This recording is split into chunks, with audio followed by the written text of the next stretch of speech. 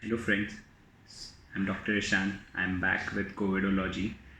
Uh, Yesterday, I had updated a video on how to register yourself or how to register anybody around you or help anybody to register on War Room regarding the COVID.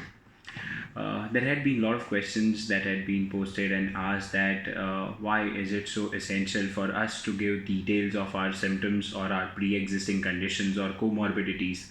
Why can't we just simply say that we have been swab positive, or the same report which has been already delivered to the war room of the ward office, why they can't directly arrange for the bed?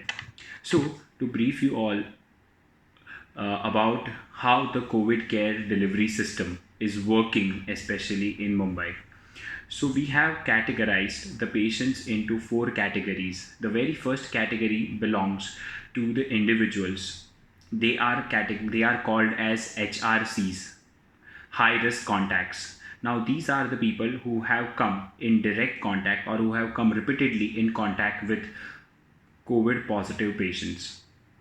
The second category of the patient is asymptomatic or mildly symptomatic COVID patients. The third category is moderately symptomatic patients, and the fourth category is severely symptomatic patients.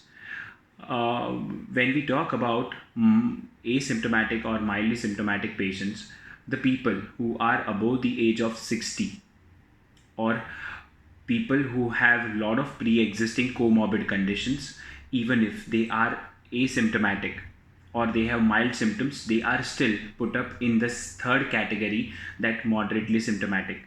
Now, based on these symptoms, our COVID care delivery system is divided into four type of centers or four type of facilities. The first facility is CCC1 or COVID Care Center 1, where all the high risk contacts are kept for 10 to 14 days under observation.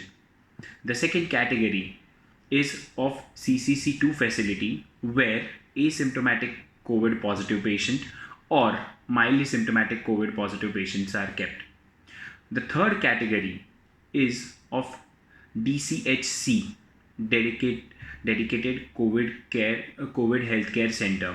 Now this category involves this category involves individuals who are moderately symptomatic or those who are asymptomatic or mildly symptomatic but above the age of 60, or they have got some severe form of pre-existing ailments. And the fourth facility is DCH, dedicated COVID hospital.